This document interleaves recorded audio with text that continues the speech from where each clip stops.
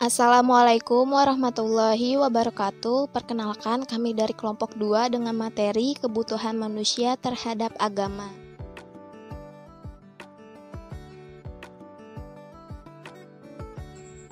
Nama saya Adelia dengan NIM 112108105x45. Di sini saya akan menjelaskan mengenai pengaruh agama terhadap kehidupan manusia. Agama berpengaruh sebagai motivasi dalam mendorong individu untuk melakukan suatu aktivitas. Karena perbuatan yang dilakukan dengan latar belakang agama dinilai mempunyai unsur kesucian serta ketaatan. Agama dalam kehidupan individu juga berfungsi sebagai sumber nilai dalam menjaga kesusilaan, sebagai sarana untuk mengatasi frustasi, serta sebagai sarana untuk memuaskan keingintahuan.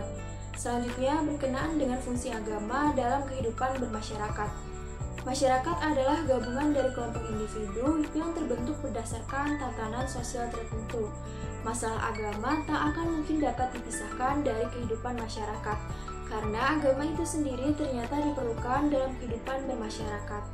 Dalam praktiknya, fungsi agama dalam masyarakat antara lain berfungsi edukatif, penyelamat, sebagai pendamaian, sebagai social control, sebagai pemupuk rasa solidaritas, serta berfungsi transformatif, kreatif, dan juga sublimatif. Perkenalkan, nama saya Seladi Liana Putri dengan NIM 112108100000002. Saya akan menjelaskan tentang faktor-faktor yang menyebabkan timbulnya kesadaran beragama. Ada 4 faktor, yaitu 1. Fitrah manusia.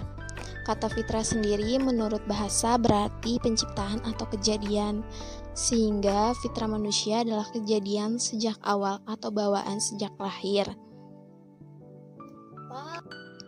Yang kedua, kebenaran. Kebenaran dalam hukum Islam dapat dilihat pada 3 sisi, yaitu kebenaran yang dilandasi dengan filsafat, yakni dengan menuntut ilmu pengetahuan untuk memahami. Sedangkan agama adalah menuntut pengetahuan untuk beribadah. Yang ketiga, kelemahan dan kekurangan manusia. Sifat-sifat yang cenderung kepada keburukan yang ada pada manusia itu antara lain berlaku zalim, dalam keadaan susah payah, suka melampaui batas, sombong, ingkar, dan sebagainya. Yang keempat, tantangan manusia. Tantangan dari dalam dapat berupa dorongan hawa nafsu dan bisikan setan. Saya Ahmad Fali Fatahilah dengan NIM 112080000000117 ingin menjelaskan tentang pendekatan-pendekatan dalam memahami agama. Kehadiran agama semakin dituntut agar ikut terlibat secara aktif di dalam memecahkan berbagai masalah yang dihadapi umat manusia. Agama tidak boleh hanya sekedar menjadi lambang kesolehan atau berhenti sekedar disampaikan dalam khotbah, melainkan secara konsepsional menunjukkan cara-cara yang paling efektif dalam memecahkan masalah. Beberapa pendekatan lebih jelas dikemukakan sebagai berikut. 1. Pendekatan teologis normatif. Pendekatan teologis normatif dalam memahami agama secara harfiah dapat diartikan sebagai upaya memahami agama dengan menggunakan kerangka ilmu ketuhanan yang bertolak dari suatu keyakinan bahwa wujud empirik dari suatu keagamaan dianggap sebagai yang paling benar dibandingkan dengan yang lainnya. 2. Ada pendekatan antropologi. Pendekatan antropologis dalam memahami agama dapat diartikan sebagai salah satu upaya yang memahami agama dengan cara melihat wujud praktik keagamaan yang tumbuh dan berkembang dalam masyarakat. Melalui pendekatan ini, agama tampak akrab dan dekat dengan masalah-masalah yang dihadapi manusia dan berupaya menjelaskan dan memberikan jawaban. Yang ketiga, ada pendekatan sosiologis. Pendekatan sosiologi adalah ilmu yang mempelajari hidup bersama dalam masyarakat dan menyelidiki ikatan-ikatan antara manusia yang menguasai hidupnya itu. Yang keempat, yang terakhir, ada pendekatan filosofis. Secara harfiah, kata filsafat berasal dari kata philo yang berarti cinta kepada kebenaran, ilmu, dan hikmah. Selain itu, filsafat dapat pula berarti mencari hakikat, sesuatu berusaha menautkan sebab dan akibat serta berusaha menafsirkan pengalaman manusia. Selanjutnya saya Ahmad Yusuf dengan NIM 11210810000044 yang akan menjelaskan bagian organisasi agama bagi manusia. Agama menjadi sangat penting bagi manusia. Manusia dengan fitrahnya dapat merasakan kelemahan dirinya dan kebutuhannya terhadap Tuhan agar dapat menolongnya, menjaga, memelihara, dan memberinya taufik. Karena itu, dia berusaha mengenal Tuhannya dengan amalan-amalan yang wajib. Kebutuhan manusia akan agama Tuhan yang benar lebih besar daripada kebutuhan yang akan menjaga hidupnya seperti air, makanan, dan udara.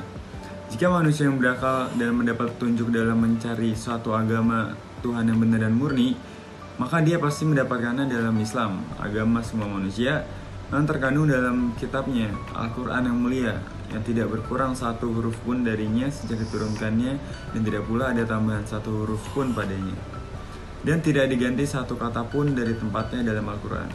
Manusia beragama karena mereka memerlukan sesuatu dari agama itu, yaitu manusia memerlukan petunjuk-petunjuk untuk kebahagiaannya di dunia dan akhirat.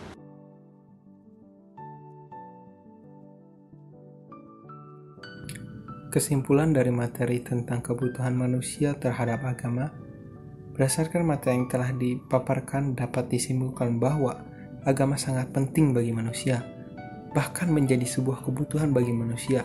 Agama pun menjadi suatu pedoman yang menuntut norma-norma tertentu. Norma-norma tersebut pada akhirnya menjadi acuan dalam bersikap, tingkah laku agar sejalan dengan keyakinan agama yang dianutnya. Agama juga berpengaruh sebagai motivasi dalam mendorong individu secara melakukan sesuatu aktivitas. Karena perbuatan yang dilakukan dengan latar belakang keyakinan agama dinilai mempunyai unsur kesucian serta ketaatan. Agama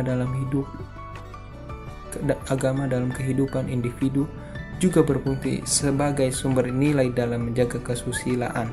Selain itu, sudah fitrah manusia untuk beragama, mengakui dan bersaksi bahwa Allah adalah Tuhannya dan Nabi Muhammad adalah utusannya. Oleh karena itu, sangat penting bagi manusia untuk menimbulkan kesadaran agama dalam dirinya. Sekian presentasi dari kelompok kami, kurang lebihnya mohon maaf. Wassalamualaikum warahmatullahi wabarakatuh.